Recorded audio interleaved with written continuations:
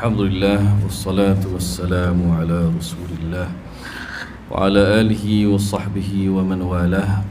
Allahumma ya da'imal fadli ala al-bariyah ya basital yadayhi bil 'atiyah ya sahibal mawahib as-saniyah salli ala sayyidina Muhammadin khairil wara sajiyah waghfir lana ya dhal 'ula fi hadhihi al-'ashiyyah amma ba'd.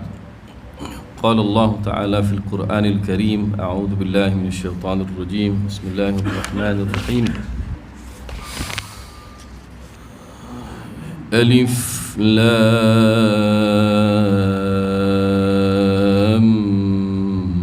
ميم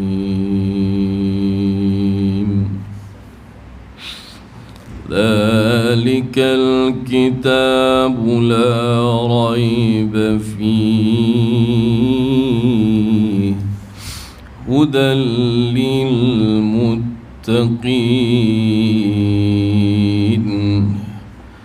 صدق الله العظيم. Alhamdulillah kita merafakkan syukur kepada Allah Subhanahu wa taala diimpunkan dalam rumahnya pada malam ini. Bulan ni mai awal sikit.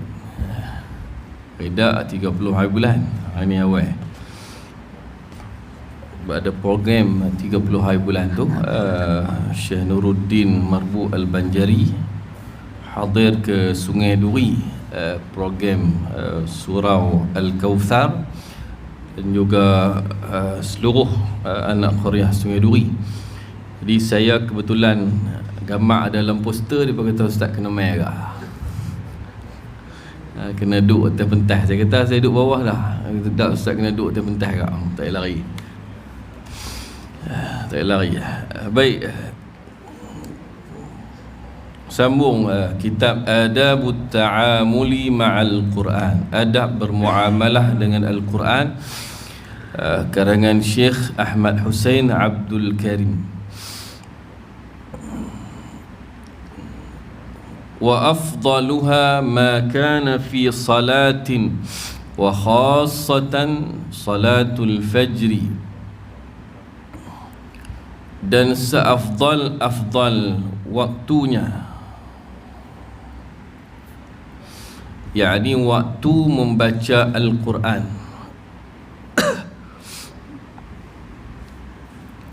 adalah di dalam sembahyang. Baca Quran yang terbaik dalam sembahyang, khususnya sembahyang fajar, salatul fajri. Yang dimaksudkan dengan salatul fajri, salat fajar, adalah salatul subhi, salat subuh. Jadi baca Quran yang paling baik adalah di dalam sembahyang.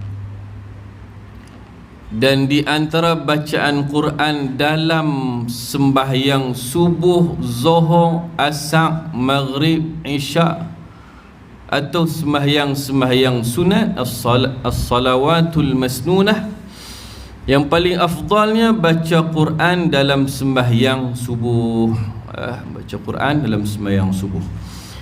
Qala ta'ala, berfirman Allah Ta'ala, wa Qur'anal fajr, inna Qur'anal fajri kana mashhuda, dan bacaan Quran pada waktu subuh, sesungguhnya bacaan Quran pada waktu subuh itu disaksikan oleh malaikat. Sebelum kita masuk pada perbincangan yang lain, ayat yang ditulis di sini adalah keratan. Ayat penuh dia, ayat 78 daripada suratul Isra. Allah menyebut aqimis salata liduluki syamsi ila ghasaqil laili wa qur'anal fajr, inna qur'anal fajri kana mashhuda, dan dirikan olehmu sembahyang daripada waktu gelincir matahari sehingga waktu gelap malam, sehingga waktu gelapnya malam. Wa Qur'anal fajr, dan bacaan Quran di waktu subuh. di waktu fajar maksudnya subuh. Sesungguhnya bacaan Quran di waktu subuh itu disaksikan. Baik, di sini kata Imam Al-Qurtubi rahimahullah ta'ala, ayat 78 suratul Isra ini sepakat ulama dia sedang berbincang tentang 5 waktu sembahyang. Ayat ni dia merujuk kepada 5 waktu sembahyang. Inilah yang disebutkan oleh Al-Qurtubi, dan Al-Qurtubi mengatakan ulama telah ijma' sepakat dalam masalah ini. Jadi Allah sebut beberapa waktu. Yang pertama, dirikan salat pada waktu duluki syamsi. Ada khilaf di kalangan ulama, ada kata duluk maksudnya ghurub, tenggelam matahari. Ada ulama kata zawalus syams, yakni tergelincirnya matahari, dan pendapat yang mengatakan tergelincirnya matahari ini lebih tepat. Dirikan salat bermula dari waktu duluki syam, yakni zawalis syam, tergelincir matahari. Maka di situ dia merujuk kepada zuhur dan waktu sesudah zuhur, yakni asar. Ila ghasaqil lail, sehingga malam menjadi pekat. Maka di situ pula kata ulama ia merujuk kepada maghrib dan kemudiannya isyak. Dan yang terakhir Allah sebut tentang wa Qur'anil fajr.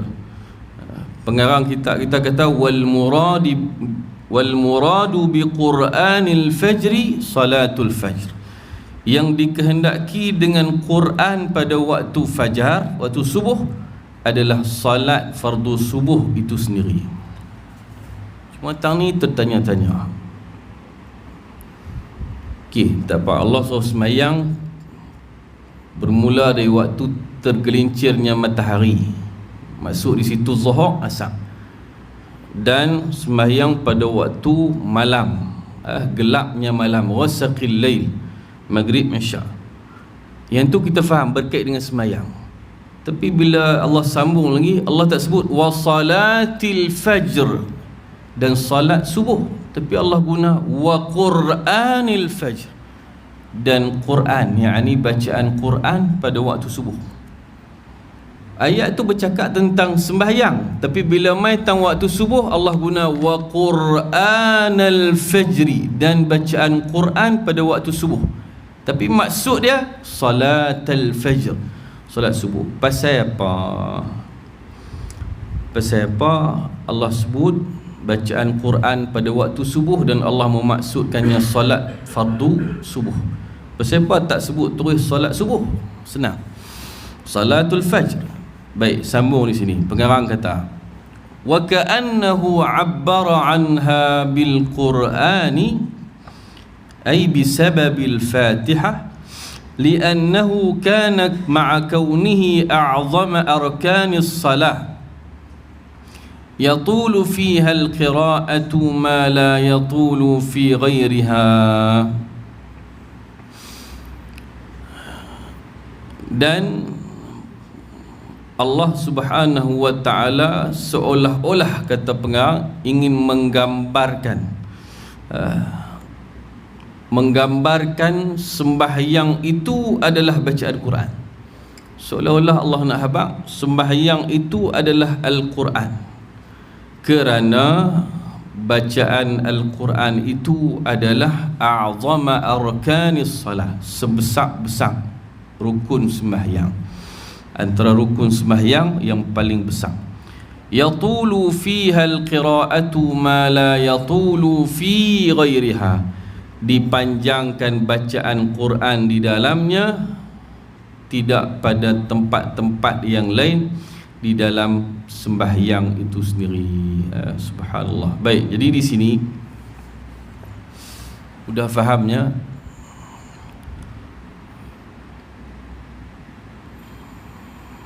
macam Nabi sebut al-hajju arafah, haji itu adalah Arafah. Adakah haji itu rukunnya semata-mata wukuf di Arafah? Tak. Cuma Nabi nak habaq pentingnya wukuf di Arafah, Nabi sebut al-hajju Arafah, haji itu adalah Arafah. Nak habaq kata penting. Macam tu juga Allah di sini, Allah tak sebut bahawa dirikan sembahyang pada waktu tergelincir matahari dan seterusnya, Zuhr dan Asar. Dirikan sembahyang pada waktu gelapnya malam, yakni maghrib dan isyak. Allah tak sebut wassalatil fajr dan salat subuh, tapi Allah ganti dengan satu rukun dalam sembahyang yang sangat penting, wa Qur'anal fajr, Quran pada waktu subuh. Pasal apa? Pasal baca Quran dalam sembahyang. Baca Quran yang dikaitkan di sini adalah Fatihah, terutamanya adalah sebesar-besar rukun, yang mana di sana kita memanjangkan bacaannya, wali fadlil qiraati fiha haitsu syahadaha Allah ta'ala wa malaikatul laili wan nahar, dan kerana kelebihan membaca Al-Quran pada salat fardu subuh itu, fiha merujuk kepada salatil fajr, fi salatil fajr, kerana ia disaksikan oleh Allah Ta'ala dan malaikat pada waktu malam dan siang. Orang yang sembahyang subuh, dia baca Quran pada waktu subuh tu, terutama bila sembahyang berjemaah, imam sembahyang jadi imam, Quran di waktu subuh itu Allah sebut tadi, inna Qur'anal fajri kana mashhuda, disaksikan oleh malaikat-malaikat. Baik, satu hadis sahih didatangkan oleh para ulama, antaranya disebutkan oleh As-Sabuni dalam Safwatut Tafasir. Hadis ini sahih Bukhari dan Muslim. Nabi kata, yata'aqabuna fikum malaikatun bil-lail wa malaikatun bin-nahar, akan bergiliran mendatangi kamu, berada bersama kamu malaikat waktu malam dan malaikat waktu siang. Malaikat ada shift, ada giliran. Bila mai malaikat siang, dia akan duduk sepanjang siang, berganti dengan malaikat malam. Tapi ada waktu mereka akan bertemu, bila sambung, wa yajtami'una fi salatil fajri wa salatil asri, dan mereka akan berhimpun pada waktu salat subuh dan juga salat fardu asar. Jadi malaikat hak mai daripada semalam, asar semalam dia mai. Ini kelebihan berjemaah asar. Hadis ini disebutkan oleh ulama berkait dengan kelebihan sembahyang jemaah asar, apatah lagi subuh. Masa sembahyang asar, malaikat yang daripada tadi bertugas ada bersama malaikat yang lain yang akan menyambung tugasan, yang akan mengganti malaikat yang telah bertugas. Malaikat itu pun berimpun pada waktu asar. Baik, bila habis sembahyang asar, malaikat yang telah selesai tugas, kumpulan malaikat ni akan naik, selesai tugas mereka, digantikan oleh malaikat yang telah ada bersama ketika solat fardu asar. Baik, maka sampailah waktu subuh esok, malaikat shift kedua tu bertugas, datang balik malaikat baru, berimpun sekali dengan malaikat shift kedua pada waktu subuh. Subuh berimpun semua sekali, dua shift lah sebenarnya, dua shift pusing. Berimpun pada waktu subuh, kemudian malaikat yang telah selesai tugas meninggalkan tugasannya, habis selesai, dan malaikat yang baru pula berada bersama-sama dengan kita. Jadi mereka berimpun pada waktu Zuhur dan Asar. Macam orang yang bertugas lah, yang sampai pukul 5, dia tak boleh tinggal terus, dia kena tunggu kawan dia mai dulu. Dia bawa ambulan, dia tinggal ambulan tak boleh, dia kena tunggu kawan hak shift seterusnya mai sambung. Jadi macam tu jugalah malaikat, dia akan berimpun pada dua waktu ini. Jadi hadis ini ulama sebut dalam bab kelebihan berjemaah sembahyang subuh dan juga sembahyang asar, kerana waktu tu malaikat berada bersama kita, cuma tak nampak ya. Cuma tak nampak. Baik, jadi balik kepada cerita ni balik. Sebab itu Allah sebut inna Qur'anal fajri kana mashhuda, sesungguhnya sembahyang waktu fajar, yakni salat subuh itu disaksikan oleh malaikat-malaikat. Cuma Allah gunakan perkataan Quran, nak abang kata sesungguhnya sembahyang waktu subuh dan salah satu rukunnya yang paling agung, yakni bacaan Quran, akan disaksikan oleh malaikat-malaikat. Tashhaduhu malaikatul laili wan nahar, akan disaksikan, dipersaksikan oleh malaikat subuh dan asar. Okey, sambung ni.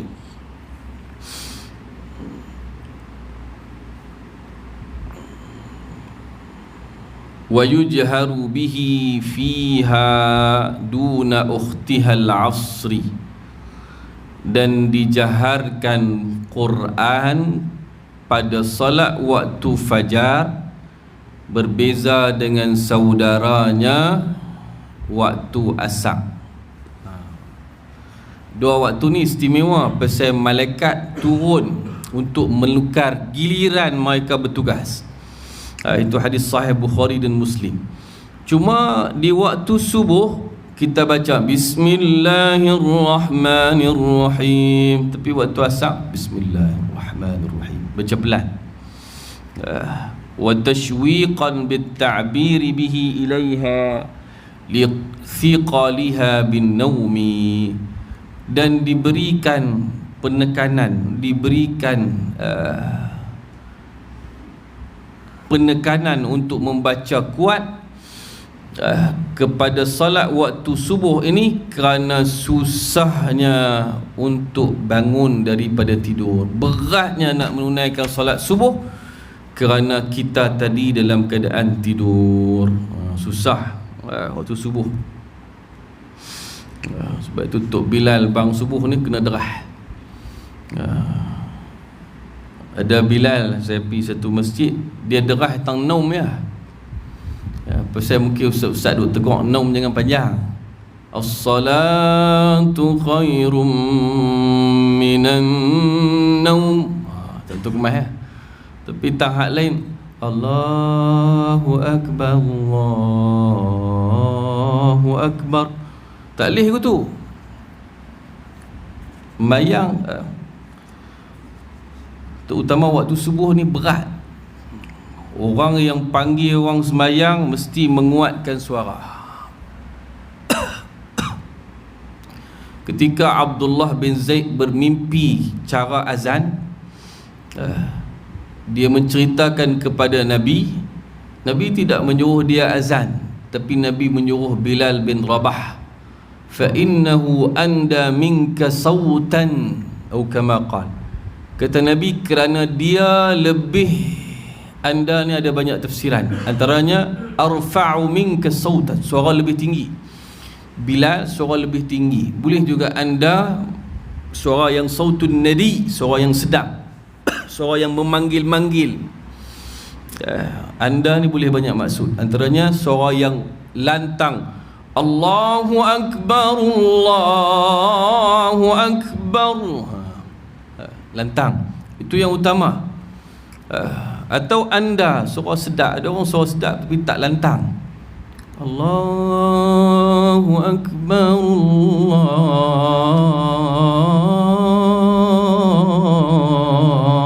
Allahu Akbar, lebih utama lantang.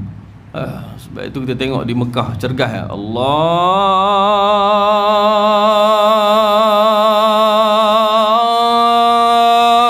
Akbar, Allahu Akbar. Kena macam tu, tak boleh slow. Tapi Syekh Faizul tadi pun kira tak Mekah pun Jeddah lah. Jeddah ke Riyadh lebih kurang. Jeddah belah luar silah, dia beli kawasan beli jubah tu. Lagi dia beli pizza lah kita.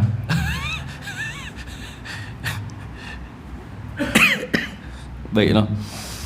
Jadi yang paling penting dalam azan adalah kuat. Dan tukang azan adalah orang yang dimuliakan Allah Subhanahu wa ta'ala.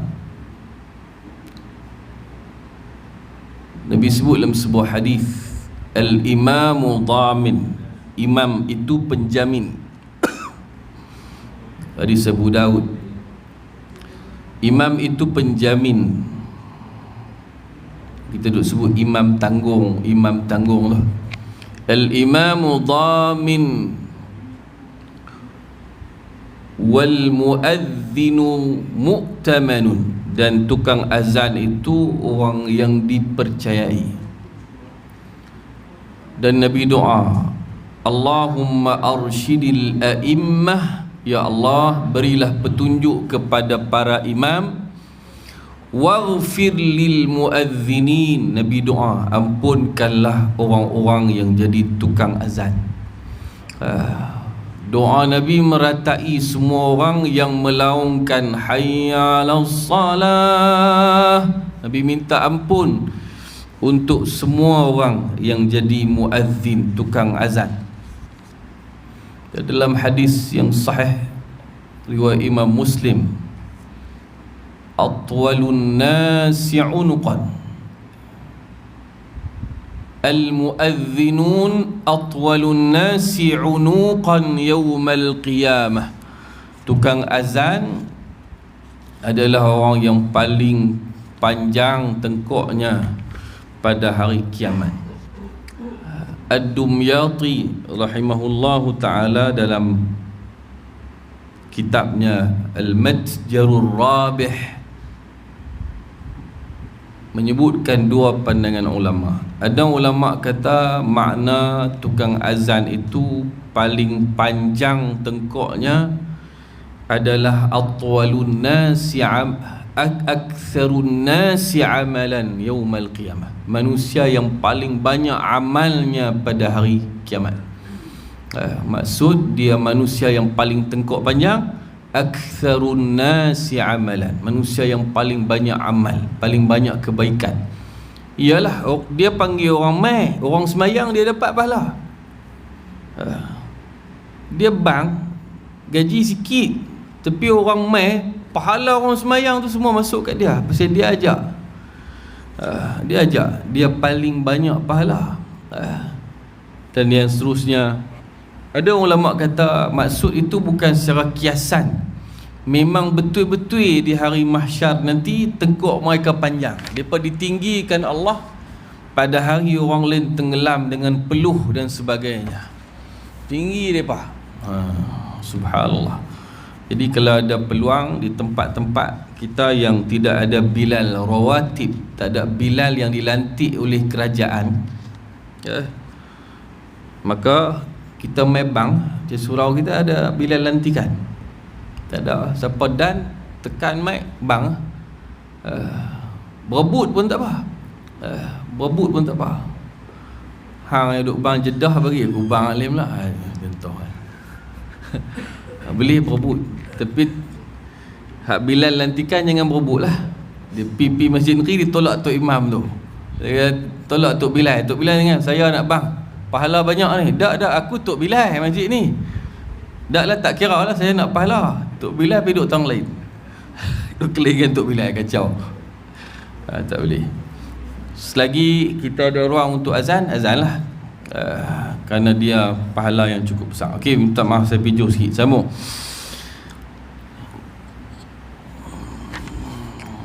Maka dijaharkan suara pada sembahyang subuh, sedangkan pada saudaranya yang juga merupakan tempat malaikat yang bergiliran ini berhimpun sekali, tidak, iaitu asar, semata-mata nak bagi kerinduan pada sembahyang atau nak bagi keinginan dia kerana beratnya sembahyang.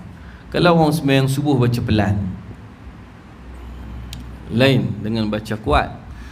Bila kita tengah tidur orang azan, kita duduk balik lagi, orang qomat, Tiba-tiba imam Allahu Akbar, Bismillahirrahmanirrahim.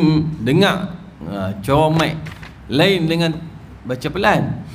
Jadi dia membangkitkan semangat. Tak boleh tadi, tu dengar dah suara imam, jom pi. Dibaca dengan kuat, semangat. Baik, kita sambung.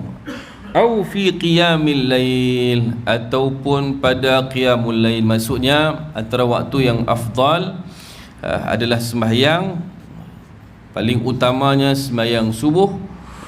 Begitu jugalah sembahyang qiyamul lail pada waktu malam, sembahyang malam. Qala Allah Ta'ala, berkata Allah, berfirman Allah, Inna nashi'atal layli hiya ashaddu wata'an wa aqwamu qila. Inna nashi'atal layl, sesungguhnya pada waktu sebahagian malam itu, hiya ashaddu wata'an, ia lebih menghimpunkan.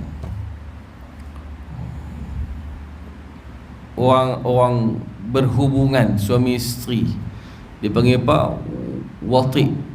Wati' itu hubungan suami isteri, bersetubuh, berhimpun dua orang. Wata'an maksud dia himpun, cuma maksud dia lain, berbeza dengan digunakan dalam bab hubungan munakahat ni. Jadi di sini hiya ashaddu wata'an, bacaan Quran pada waktu malam itu dia sangat menghimpunkan. Hati kita berhimpun, hati kita tak celaru pi merata, otak kita pun berimpun. Allahu Akbar, sembahyang waktu 4 pagi, semuanya berimpun. Emosi kita terimpun, akal kita terimpun, hati kita terimpun, kita lebih tenang. Semuanya wat'an, himpun. Wa aqwamu qila, dan lebih jelas perkataannya. Apa yang kita sebut ketika itu dia lebih jelas, lebih tepat berbanding pada ketika-ketika yang lain. Baik, qala Ibn Kathir, berkata Imam Ibn Kathir, wal gharadu anna nashi'atal lail hiya sa'atuhu wa awqatuhu, wa kullu sa'atin minhu tusamma nashi'atan,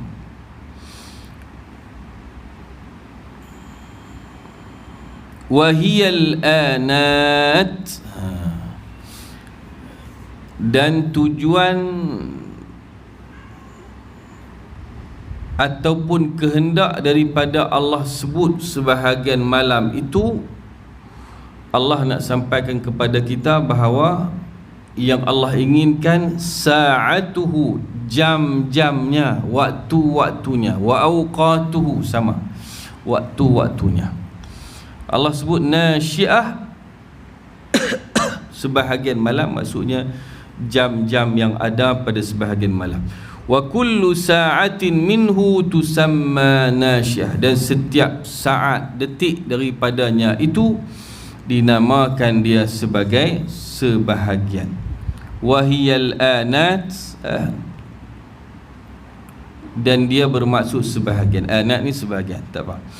Wal maqsudu, dan yang dikehendaki, anna qiyamal laili huwa ashaddu muwata'atan, ay muwafaqatan bainal qalbi wal lisan, dan yang dikehendaki adalah bahawa sembahyang malam itu dia sangat menghimpunkan di antara hati dan juga lidah.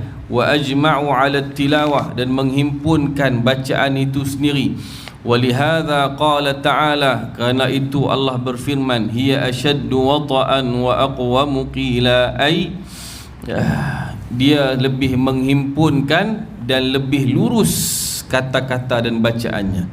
Maksudnya ajma'u lil khatiri fi ada'il qira'ati wa tafahhumiha min qiyamin nahar, yakni waktu malam itu lebih menghimpunkan segala lintasan-lintasan yang datang ketika dia membaca bacaan Al-Quran dan memahaminya berbanding pada waktu siang.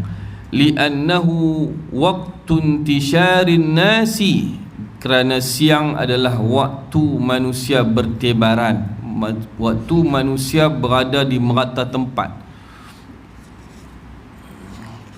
Walaghatul aswati, dan suara ketika itu menjadi bising. Wa awqatul ma'ash, dan waktu manusia mencari kehidupan. Baik, jelas di sini. Sekarang nak habang yang kedua, baca Quran paling bagus dalam qiyamul lail.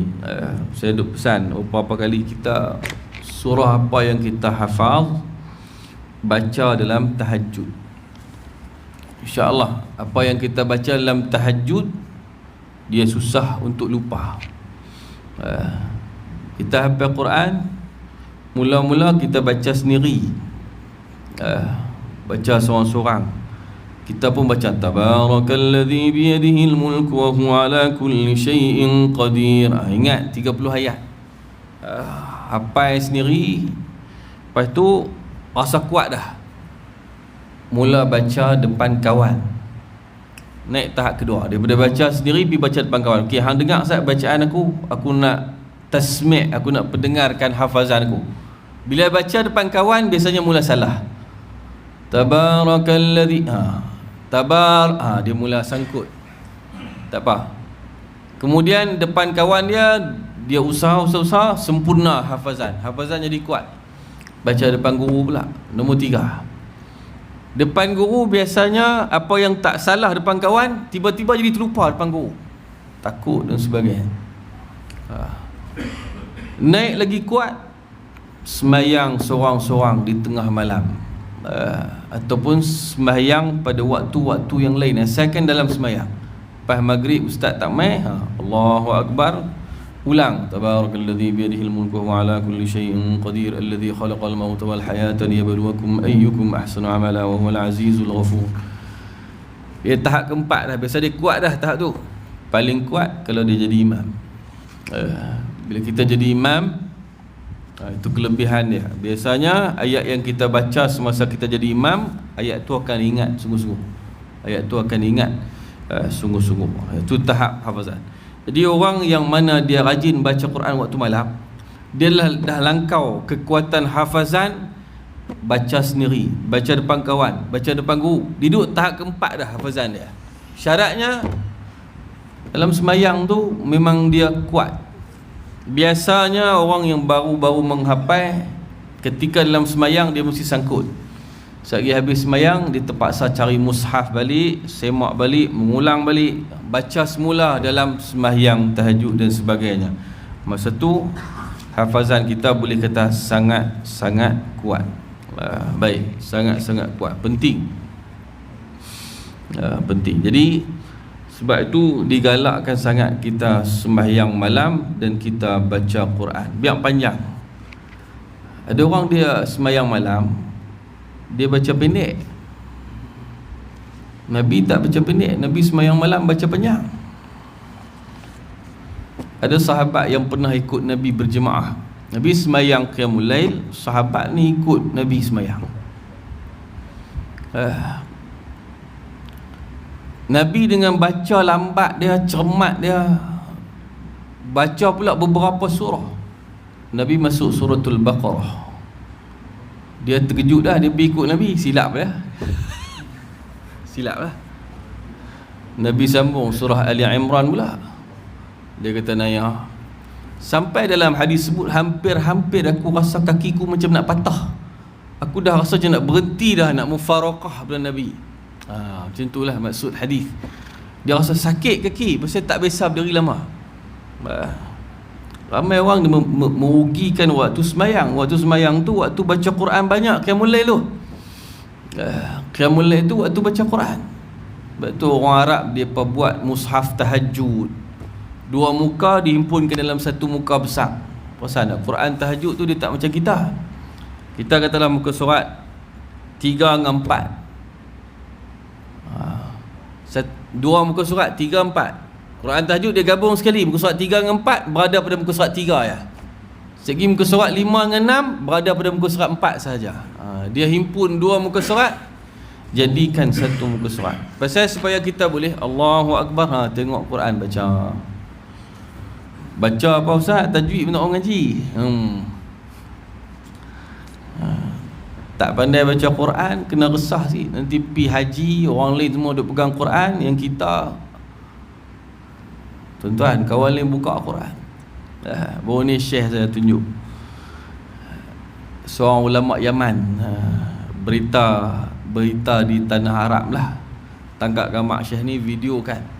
Dia pun tak tahu Syekh ni antara yang tersembunyi, orang paling alim di Hudaidah dalam bidang faraid, alim sungguh. Siapa yang sahabat Arab fokus dia ambil satu pelita, dia pakai tang ni, toslet orang duk masuk dalam gua tu, dia pakai dalam tu ketika orang lain semua duk tidur dalam kemah di Arafah tu, dia duk pakai tu baca Quran. Baca rajin. Subhanallah, tua dah tengok. Subhanallah, orang pun tak tahu, orang ingat pakcik biasa, padahal ulama besar, cuma tersembunyi. Ya, betul. Ya.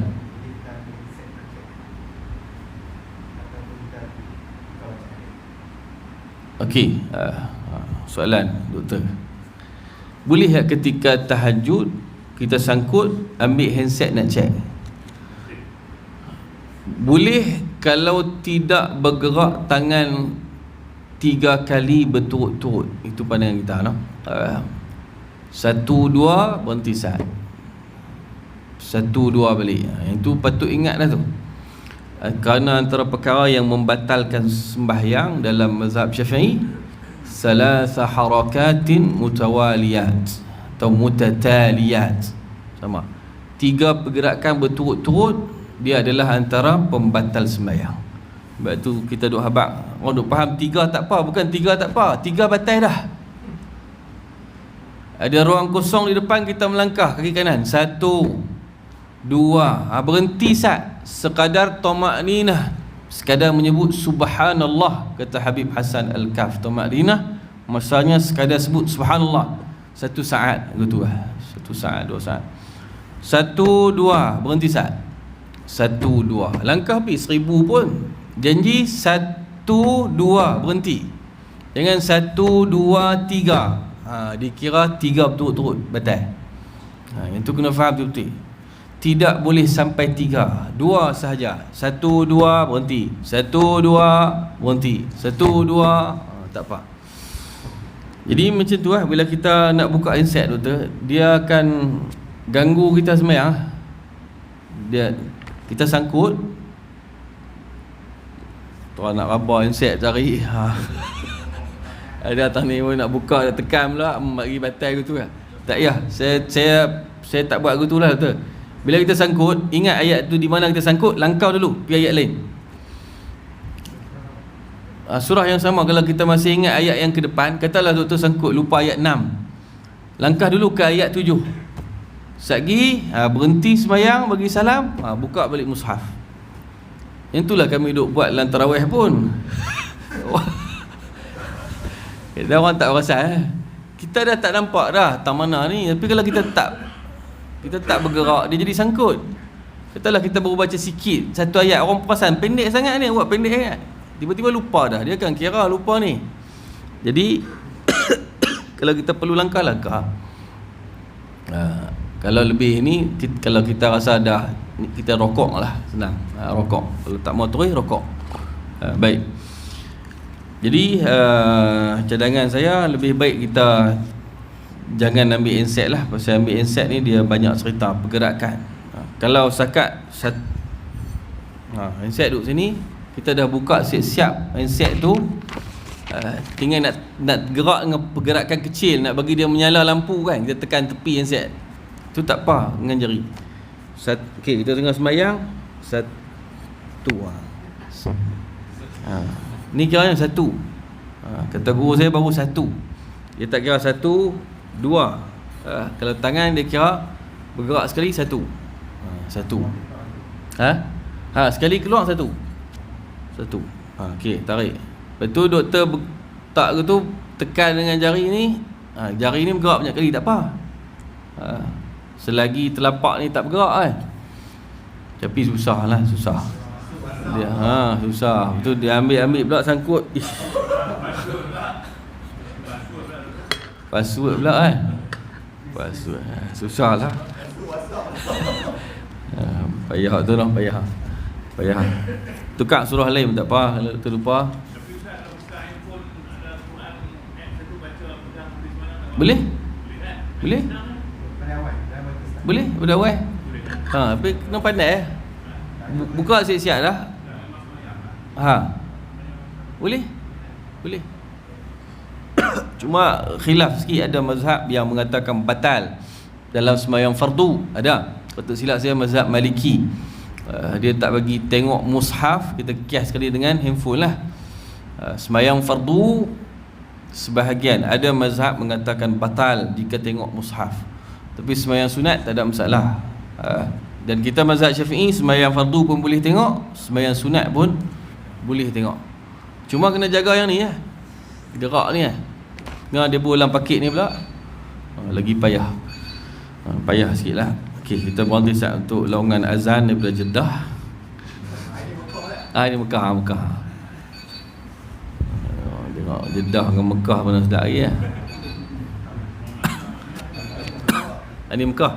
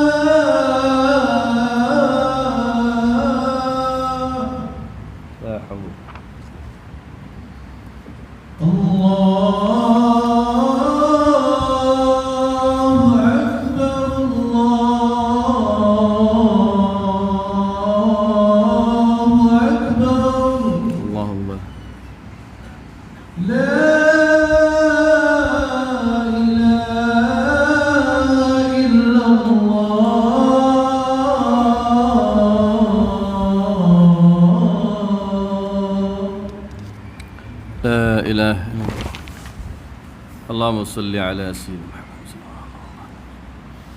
Muhammad. Baik, kita sambung pabrik sikit Di balik kepada kitab kita balik.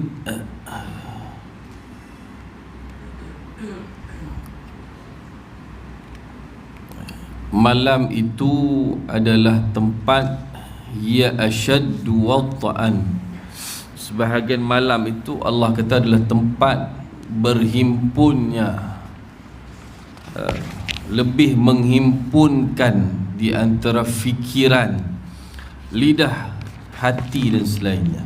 Wa aqwamu qila, dan lebih lurus perkataannya. Bacaan Quran pada waktu itu lebih tepat berbanding pada ketika yang lain.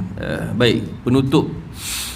Wa qala Ibnu Hajar Al-Asqalani, berkata Al-Imam Ibnu Hajar Al-Asqalani, seorang ulama hadis, juga ulama fiqh yang sangat terkenal, pengarang Fathul Bari, syarah kepada Sahih Al-Bukhari. Kita baca Sahih Al-Bukhari, kita tidak boleh lari daripada kitab Fathul Bari, huraian Al-Imam Ibnu Hajar Al-Asqalani. Baik, kata Ibnu Hajar Al-Asqalani, an mudarasati Jibril alaihi salam li Rasulillah sallallahu alaihi wasallam fi kulli lailatin min Ramadan. Ibnu Hajar bercakap tentang tadarus Jibril dengan Nabi kita Muhammad sallallahu alaihi wasallam pada setiap malam daripada Ramadan. Jibril mengajak Nabi dalam bulan Ramadan malam saja, siang tidak. Maka kata beliau, kenapa perkara ini terjadi? Al-maqsudu min at-tilawati al-hudur wal-fahm, dan yang dikehendaki daripada pembacaan itu adalah hadirnya, yakni hadirnya jiwa dan kefahaman. Lianna al-laila madhannatu dhalik, kerana malam itulah yang menjadi tempat diharapkan perkara itu. Yakni malamlah tempat kita mengharapkan bacaan Quran kita penuh dengan khusyuk dan juga pemahaman. Lima fin nahari minasyawaghili wal awaridid dunyawiyah wad diniyah, kerana apa yang ada pada waktu siang daripada kesibukan dan perkara-perkara yang merintang, sama ada berbentuk duniawi ataupun dini, yakni agama, sama ada ianya berbentuk dunia atau berkait dengan perkara akhirat. Biasanya siang kita sibuk, yang bekerja di jurusan dunia, doktornya, polisnya, pegawai-pegawainya dan sebagainya, dunia sibuk. Yang bekerja dalam urusan agama, pejabat agamanya, jabatan muftinya dan sebagainya, perkara-perkara berkait dengan perkara-perkara agama, akhirat, siang sibuk. Malam, terutamanya sepertiga malam, waktu itu hati dapat hadir bersama-sama dengan bacaan yang dibaca. Sebab itulah Nabi sallallahu alaihi wasallam disemak bacaannya oleh Jibril pada waktu malam. Dikatakan oleh para ulama Al-Quran bahawa Jibril membaca dan Nabi membaca. Itu adalah kaedah talaqi yang paling afdal. Guru baca, murid baca. Bismillahirrahmanirrahim, murid pun baca Bismillahirrahmanirrahim, sampai Allah menegur Nabi dalam surah yang saya baca tadi.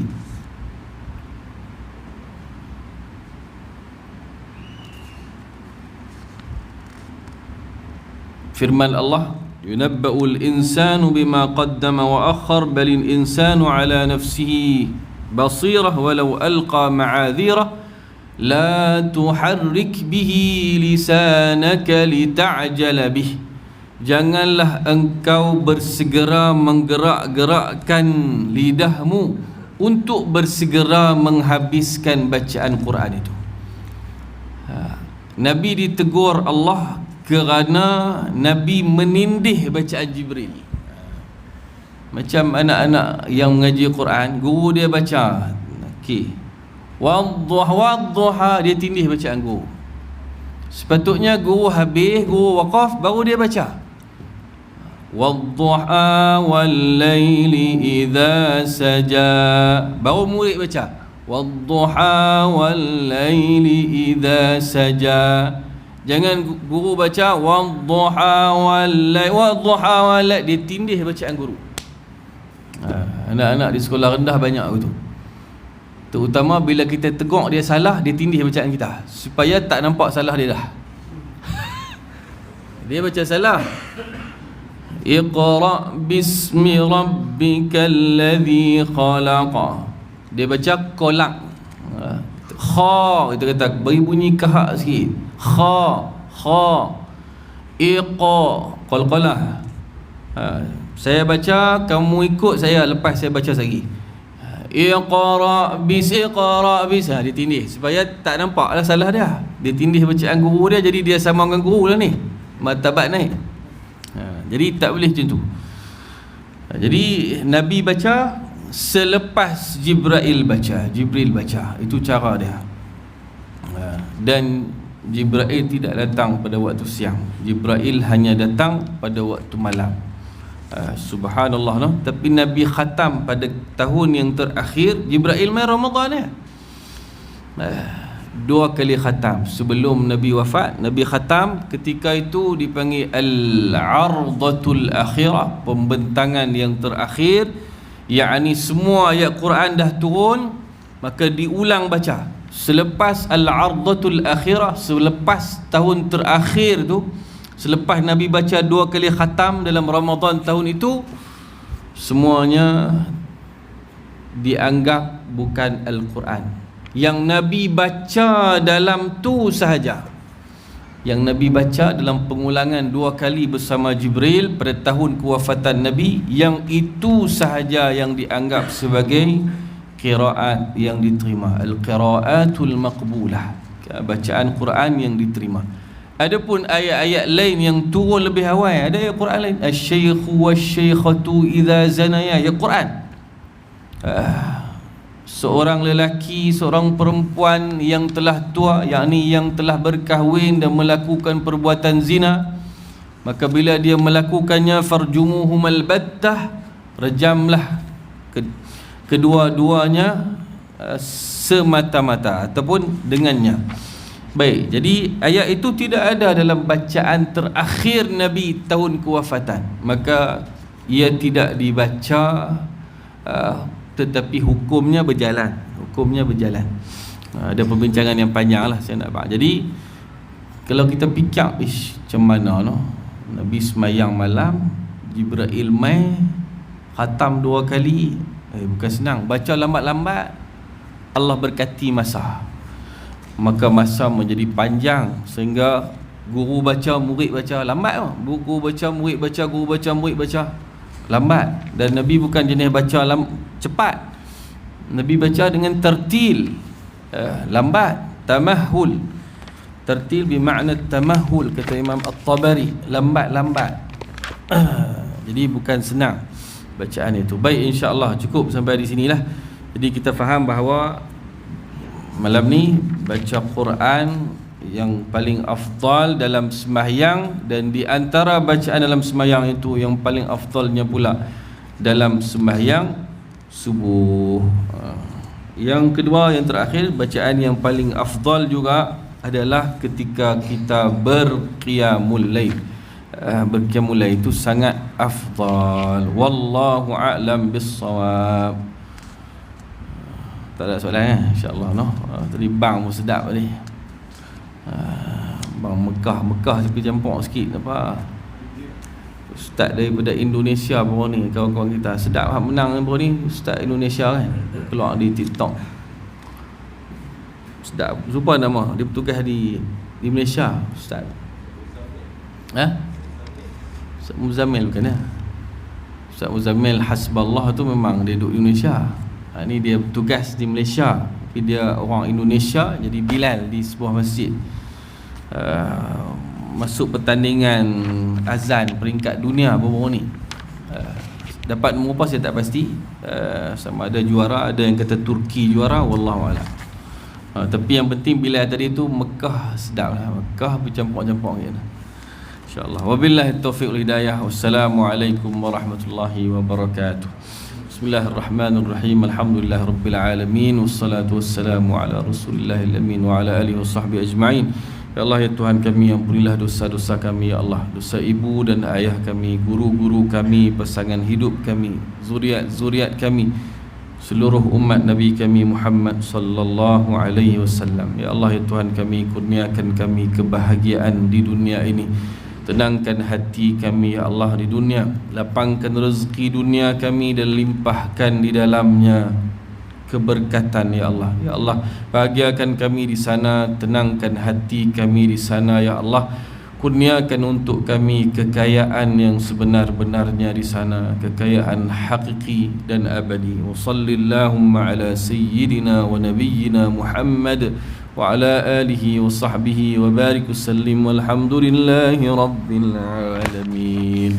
Subhanakallahumma wa bihamdik ashhadu an la ilaha illa anta astaghfiruka wa atubu ilaik. Bismillahirrahmanirrahim. Wal 'asri innal insana lafi khusr illa alladhina amanu wa 'amilus salihati wa tawasaw bil haqqi wa tawasaw bis sabr.